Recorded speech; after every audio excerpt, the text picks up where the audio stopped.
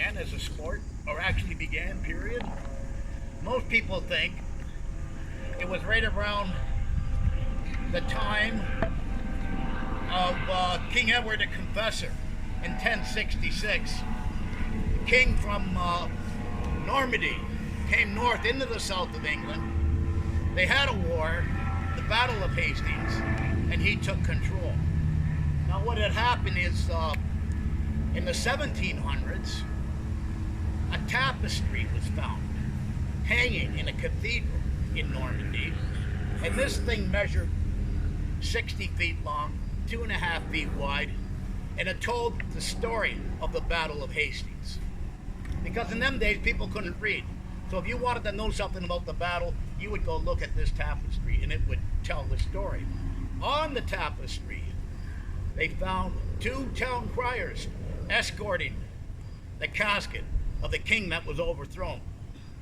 So that indeed tells you, and this all occurred 10 months after the king was overthrown, this all indeed tells you that it was a little bit before the time of the Normandy invasion that occurred.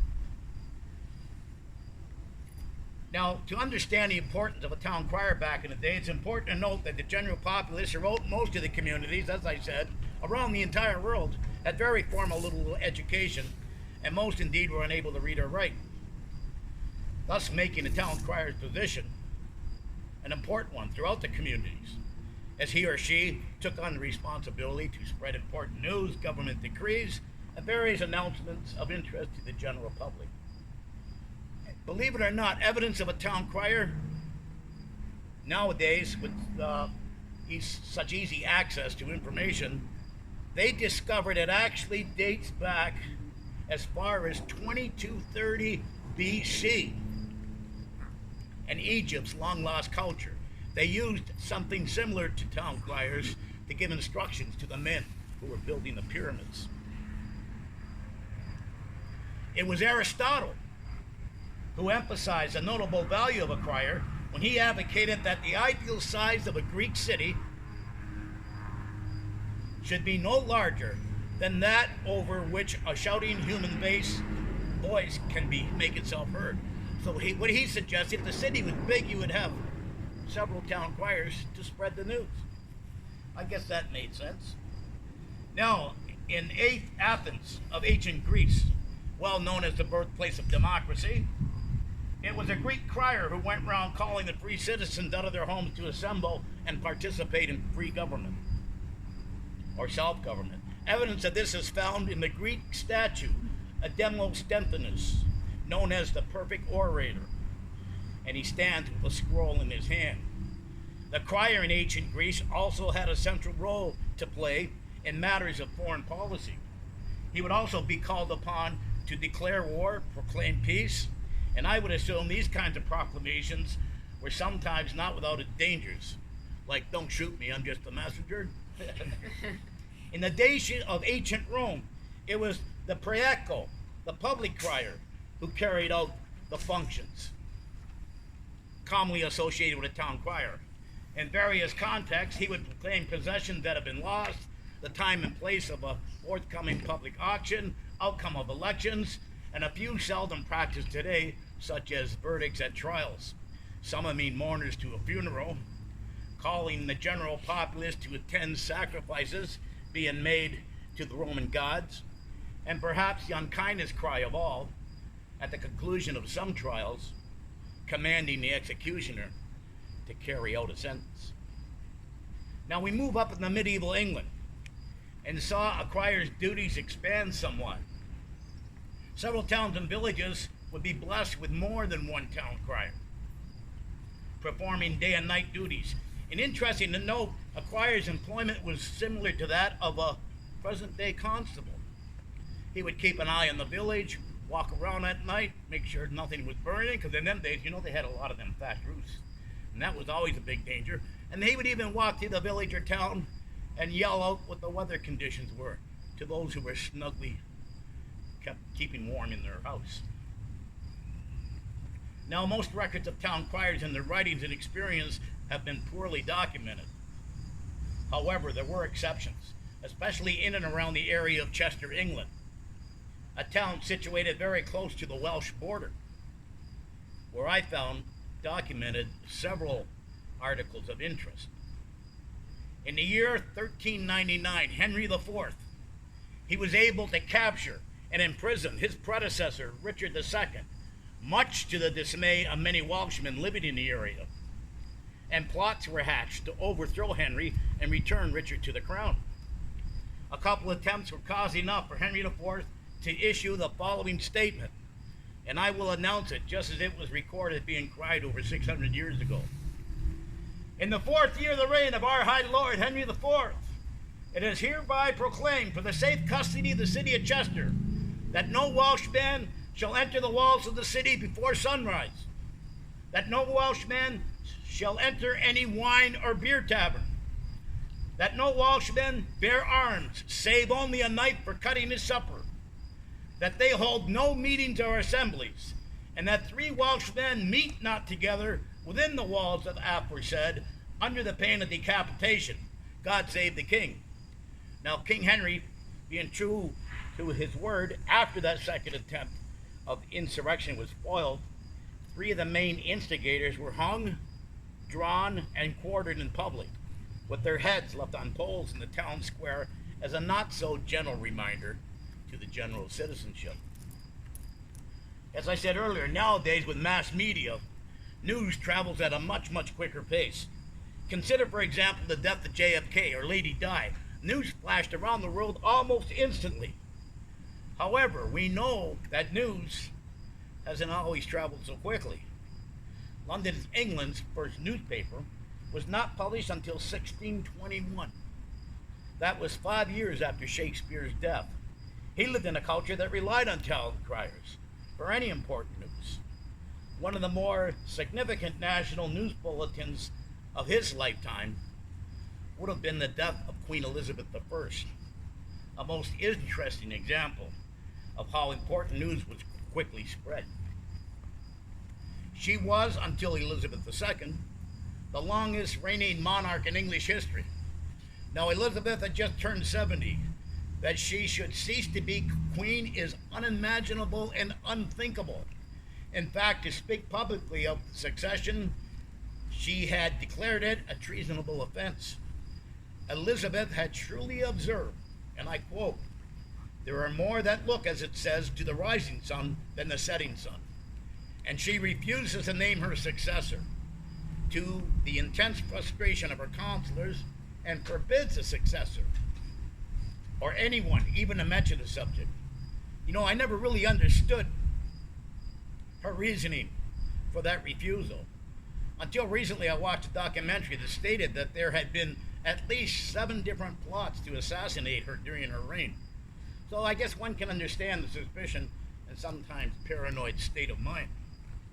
Now, King James VI of Scotland, he had been identified as the preferred successor, and ensuring a smooth transition that will steer the nation clear of a bloody civil war or a foreign invasion in support of another contender to the throne, it was deemed most imperative. In March of 1603, Elizabeth is on her deathbed. Now, a secret correspondence had been hooked up between Elizabeth's chief advisor and his agent in Scotland. The preparation intensifies. The entire apparatus of their information technology is primed and ready to launch. And how they did it? They did it with fast horses posted at 10-mile intervals from Richmond Palace in Surrey, where Elizabeth is fading, all the way to Edinburgh, Scotland, where James awaits his invitation to assume the English throne. Now that's 414 miles. So that's about 41 horses, a horse every 10 miles. Now, Lady Scrope, who was lady in waiting to Queen, will be the first to verify the monarch's death.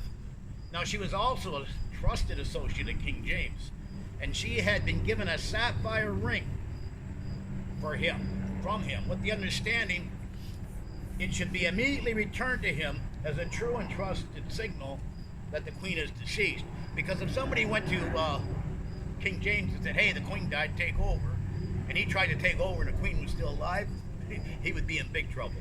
So this was a trusted signal. The instant Elizabeth breathes her last breath, the messenger, John Carey, who by the way is Lady Scope's brother, leaps into a saddle. He pauses briefly under a casement window, and Lady Scope throws him the ring, and off he rides away. The first day he covers 172 miles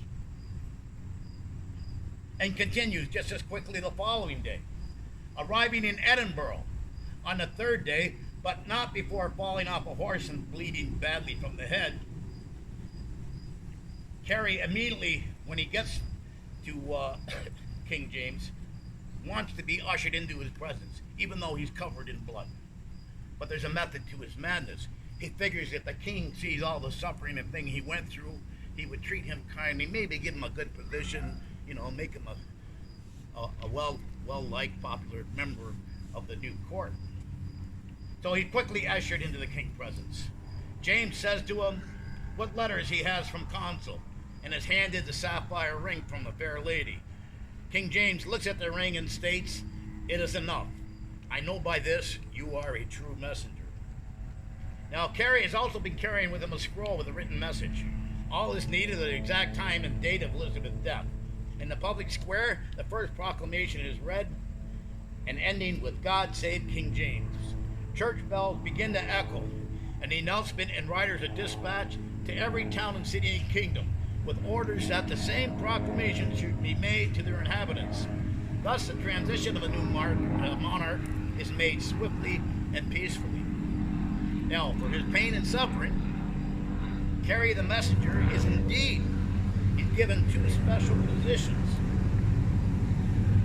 And one title is King Gentleman of the Bedchamber, which actually is the most important title for others within the king's court to be envious of. The duties of office involve waiting on the king when he ate in private, helping him dress, guarding the bedchamber and water closet, and providing companionship. The second title and position within the king's court was not quite as glamorous, entitled Groom of the King's Stool. No explanation was given as to what this job involves, but you can just use your imagination. Now, moving a little closer to present day, an interesting and unusual incident involving a bit of town crier censorship occurred in 1832.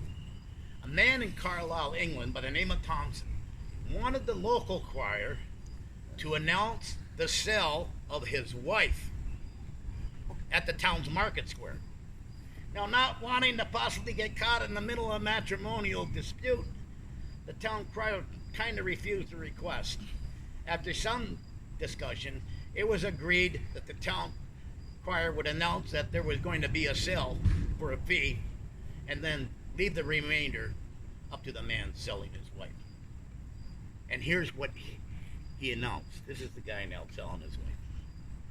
"Gentlemen,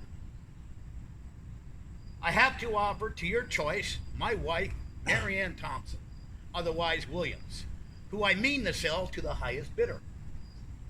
I took her for my comfort and good of my home, but she has become my tormentor.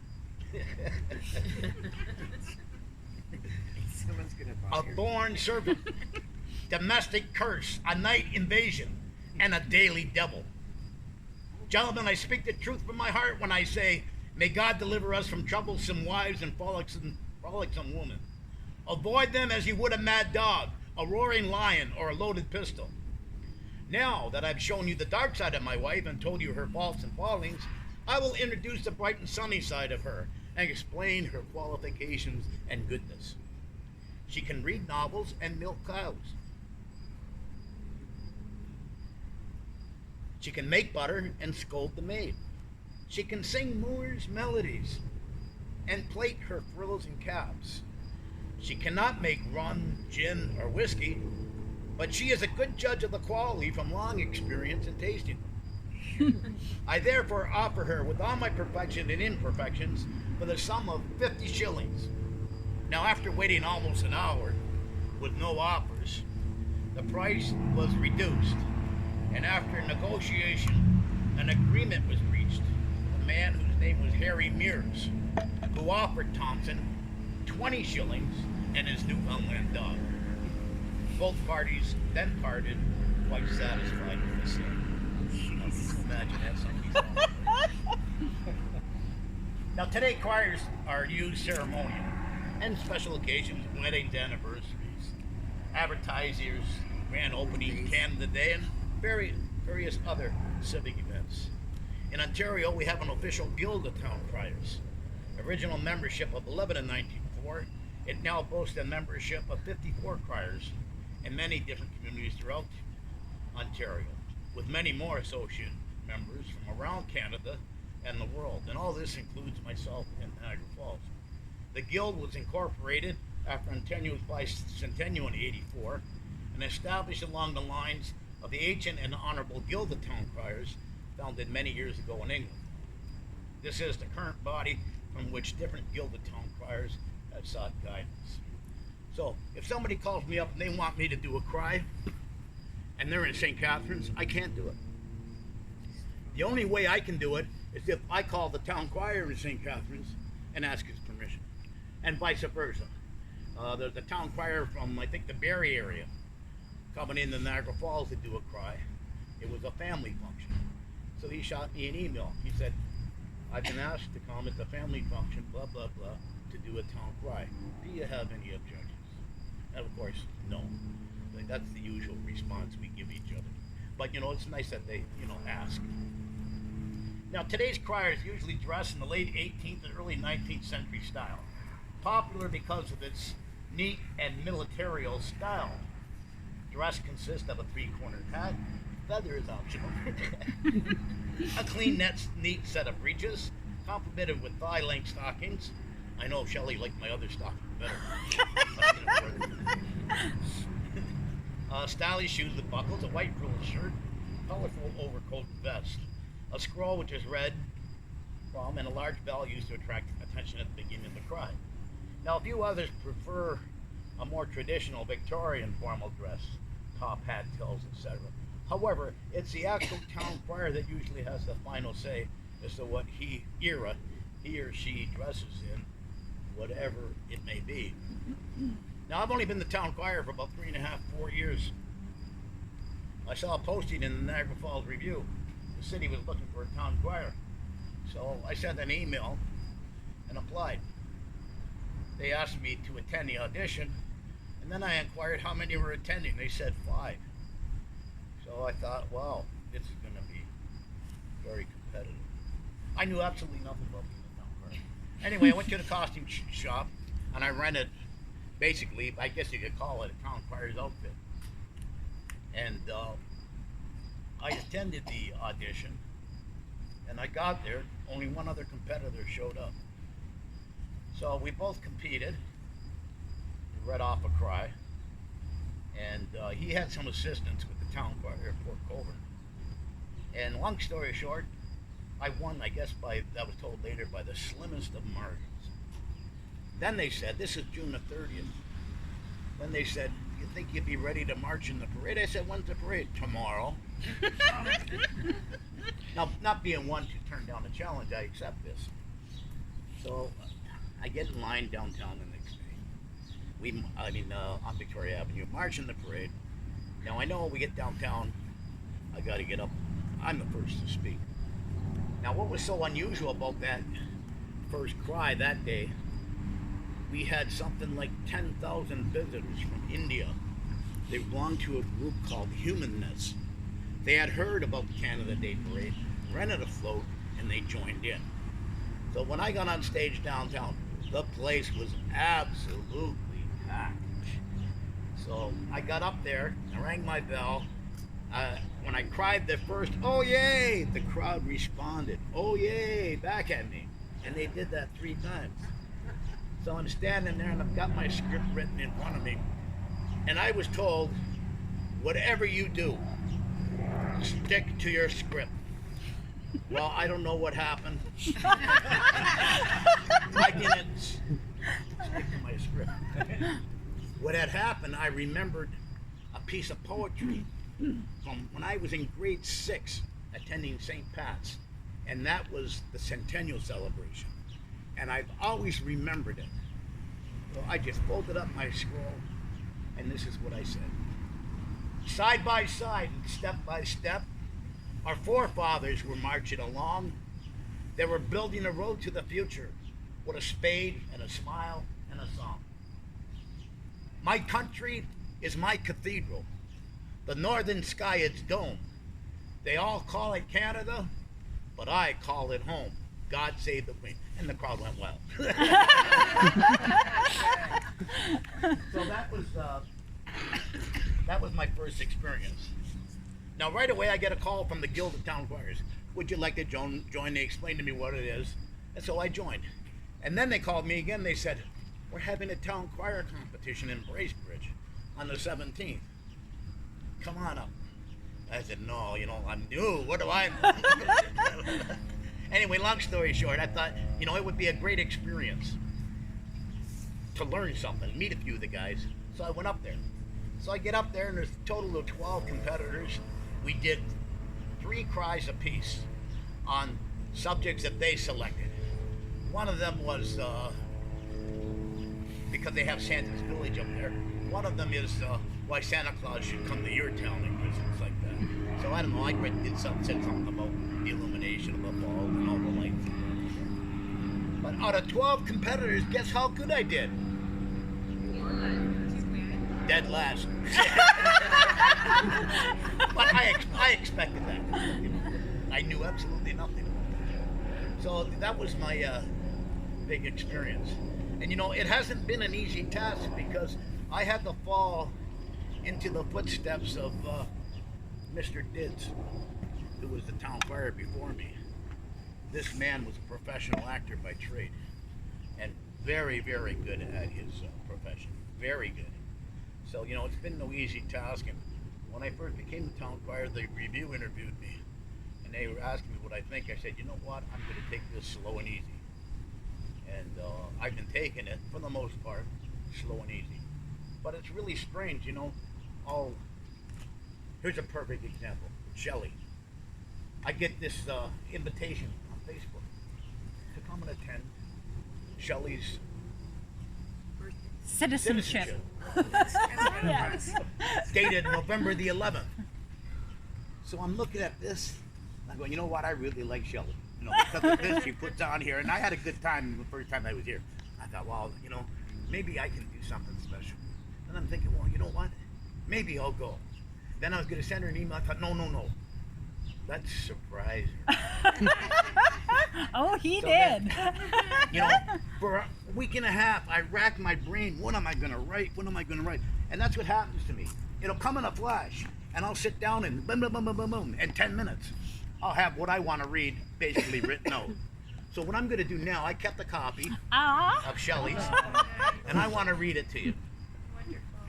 Oh yay, oh yay, oh yay.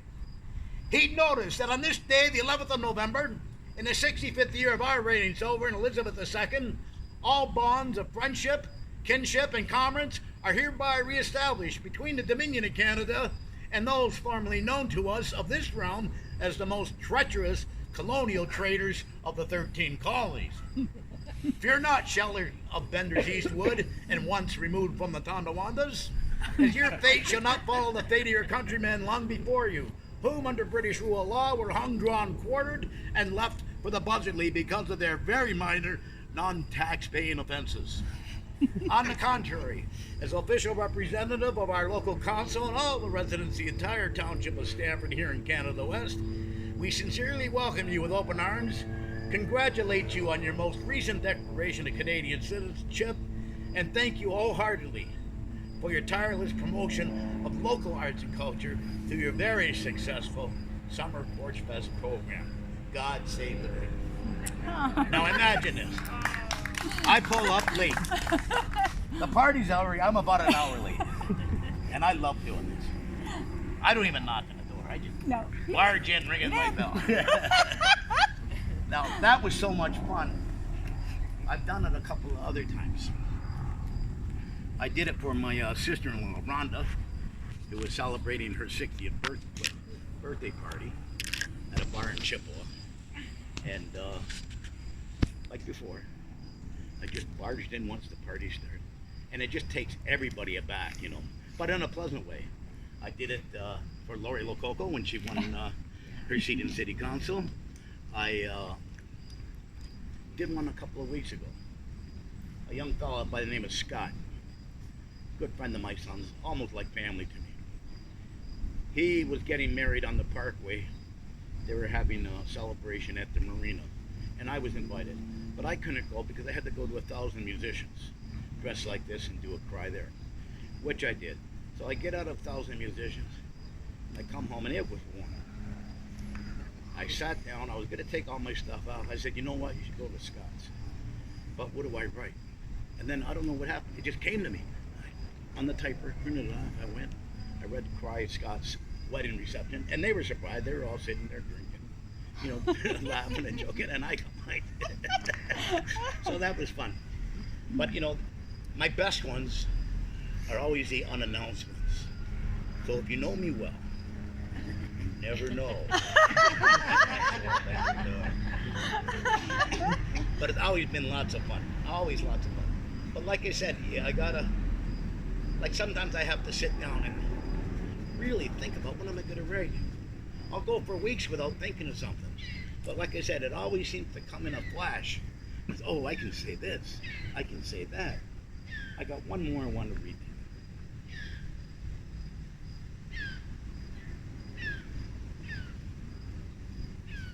Now this one, my ex-sister-in-law, Rhonda. Some of you might know her, Rhonda.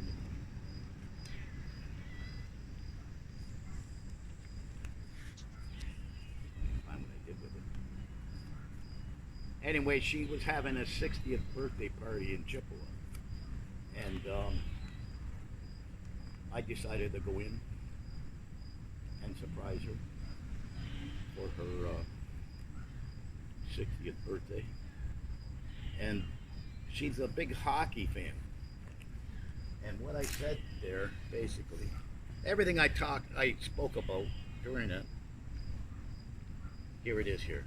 It kind of revolved around hockey.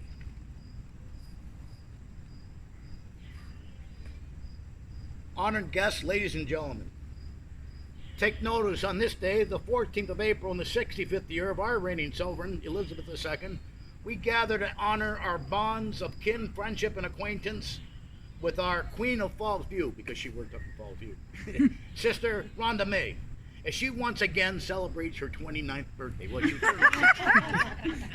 her benevolence to all of us is comparable to a four-leaf clover, something difficult to find that we are very fortunate to have. We are all aware of her many attributes on and off the ice. Our great defender when we are wrongly penalized.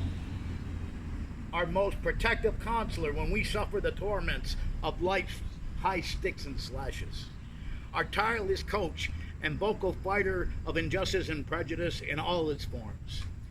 Never fearful of speaking her mind, she is truly a bitch goddess, loved and revered by all.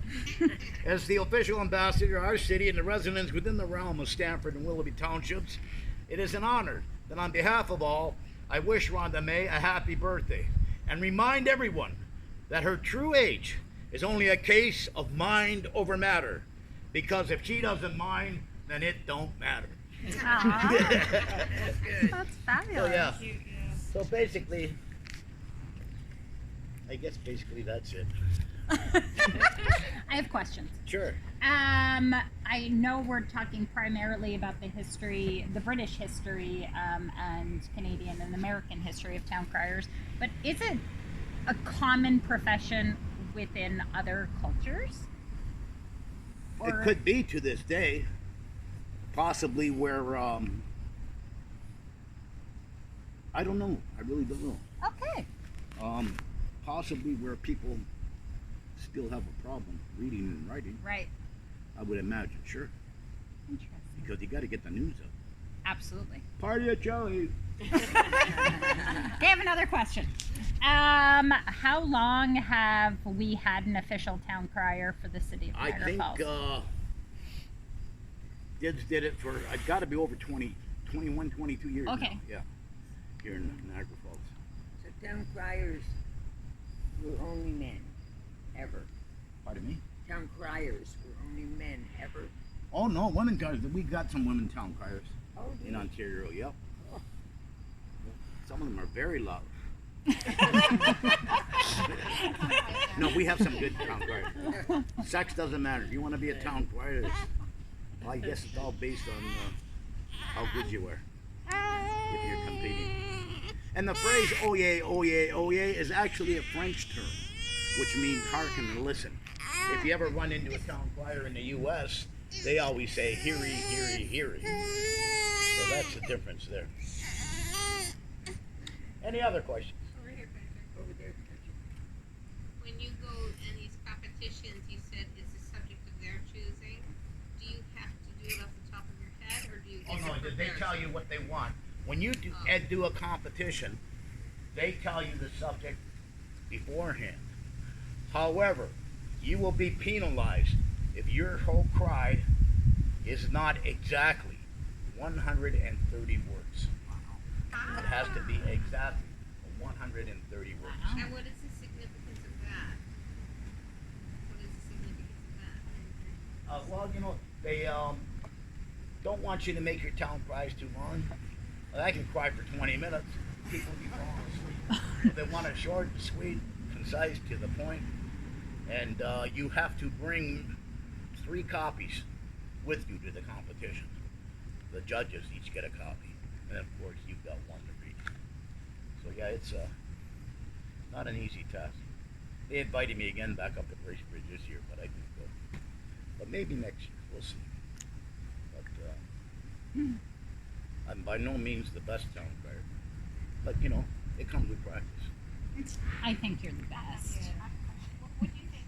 What would you rate your most significant drawing acts? Like where? An event where you were at that was My most special for you? significant. Actually, you know what? One of my best ones, the one I really enjoyed the most, was for I don't know. Do you know Maya from the History Museum? Yeah, veteran.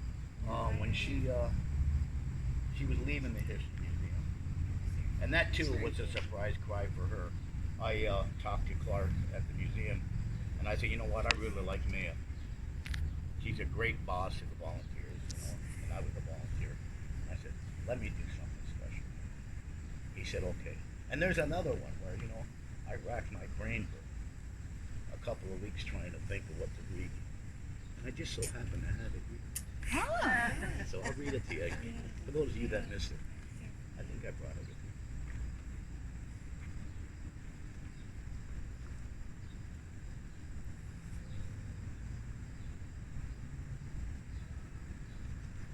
There's the end of it there.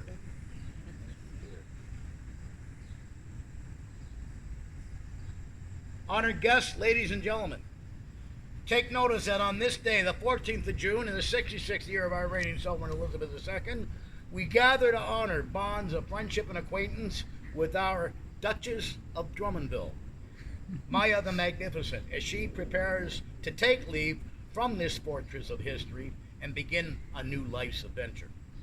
A wondrous warrior, never accepting defeat in any of her assigned battles, and because of her skill and talents, she has always been most successful and at each and every endeavor pursued.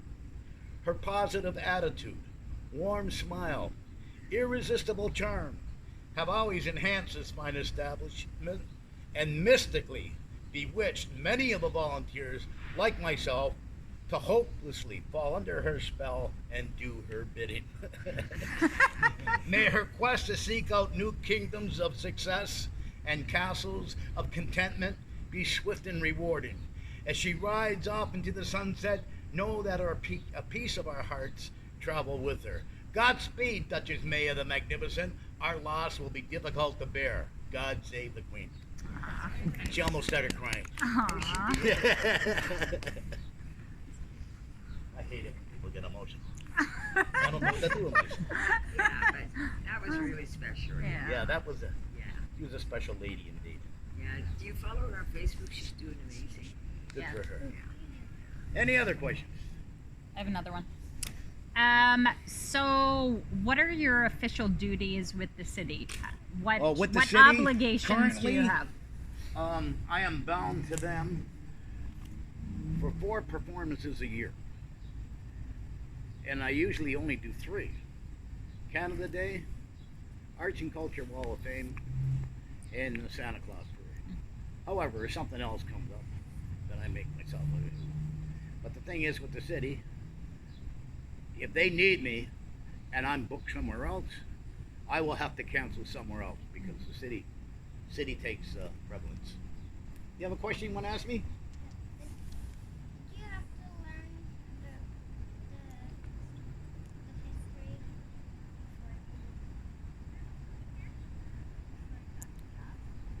Did you have to learn about history before you got the job?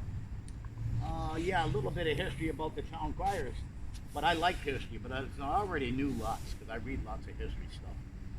I like to read that kind of stuff. So I knew a lot, but I didn't know everything. And I still don't know everything.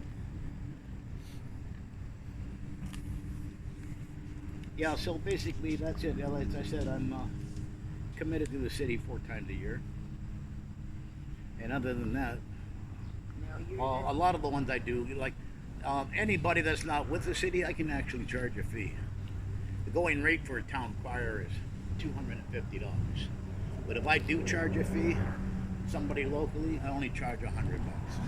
And a lot of the criers I do, like for Shelley, for Maya, wherever I've been, usually, if I'm surprising them, then that's free of charge. And I do lots of them because it's my favorite thing to do, you know. So it's not a money-making opportunity. I absolutely loved when you did that. I was in complete shock when you came through the door. I'm sure my face looked something like this the whole time. So was Scott. Scott, his new bride, up on the parkway at the marina. They're all sitting around picking the tables. And it was a very light affair, sandwiches and drinks and stuff like that. Very light affair. And I was sweating. It was hot that day at Canada Day. And I wanted nothing more to do than just get rid of this suit, take a shower, sit in the air conditioning. I thought, you know what?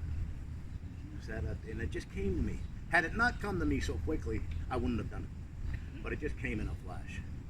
And my whole family was there at the wedding. I never told them I was coming. So when you go to an event like that, Pat, do you stay in your costume? Yeah, I stayed in my costume that day. But when I got home and I took my shirt off, you could wring it out. But it was fun. I did that for Scott and Toby, and then I stayed and had a couple of nice cold beers. I was good. It helped. Of course, everybody else was staying to party, but I had enough. where you want to Get it. First, what kind of feathers in your cap? This feather here, actually, I bought this one at a Halloween shop in Hamilton. So imagine it's artificial.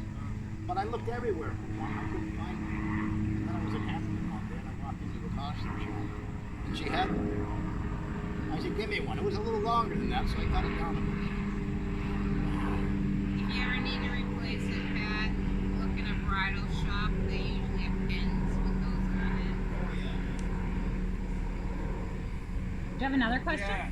So the other question is, if you could create a day celebrating a moment in Niagara Falls history, what moment in history would you choose? Well, we just had one last summer that the Park Commission celebrated, and that was that old park in the river, Red Hill Senior.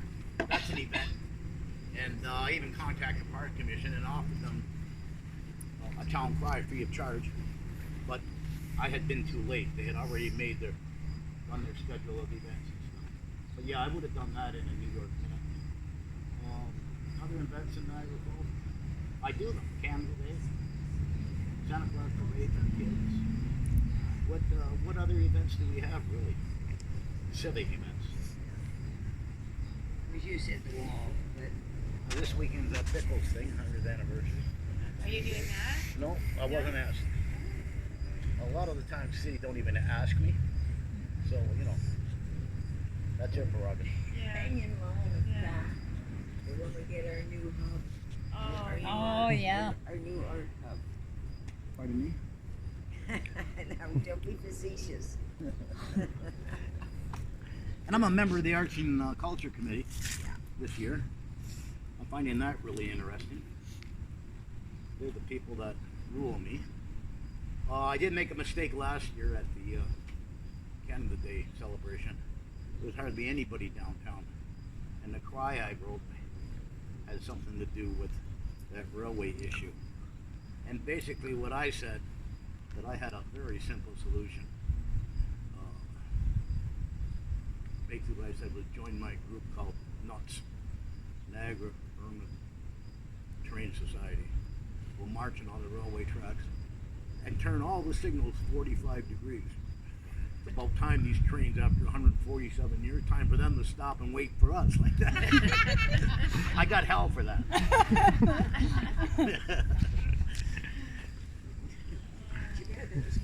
But you know, I thought it was hilarious. Yeah. And then I was talking to a guy afterwards, because there was hardly anybody downtown. He said, your town cry was freaking hilarious. I said, oh, you like that? He said, yeah, I thought it was so funny. I said, nobody else did.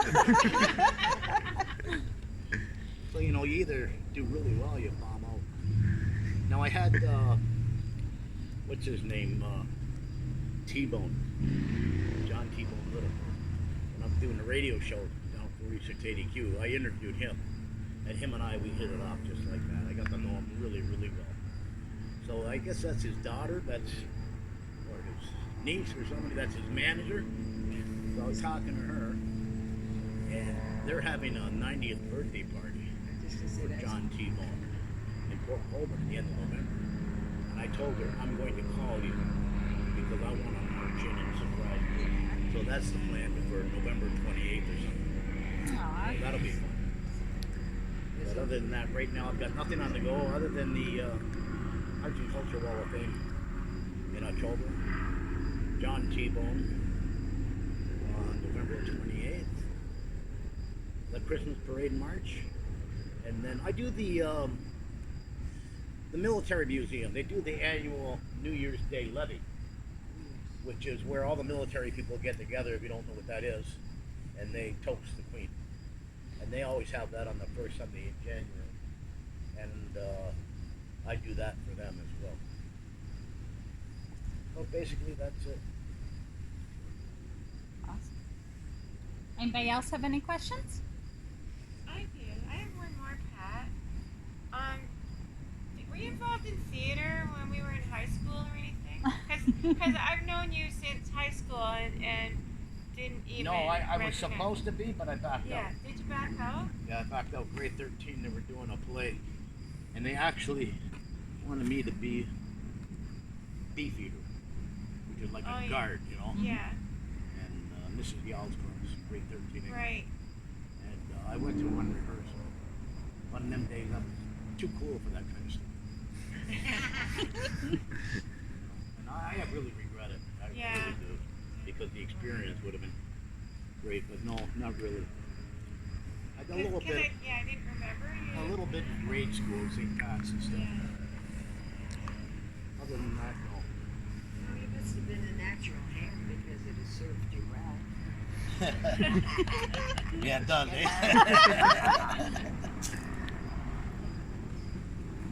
That's it. Are we done? Thank you kindly. Thank you. Good way to end the year, Rachel.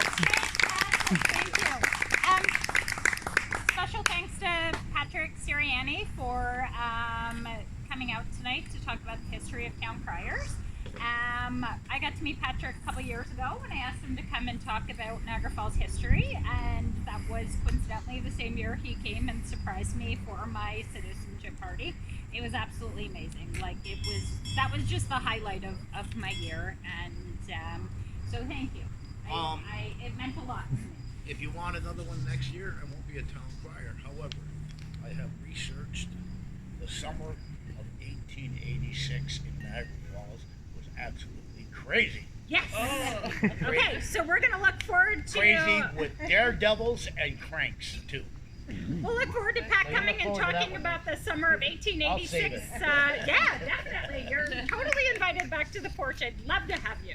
I would like to thank everybody for coming out this summer and for supporting what we do, which is just to create community and to support arts and culture in the city of Niagara Falls. And I am going back to school in 2 weeks, so this is our last one for the summer, but we'll be back in some way next summer. I'm not sure exactly what my school schedule is going to hold for next year, but I'm definitely planning on doing at least a few of these again next year because it's something that I love to do, and I love having you all here, and I hope you love it as much as I do. So thank you. Thanks, Kelly.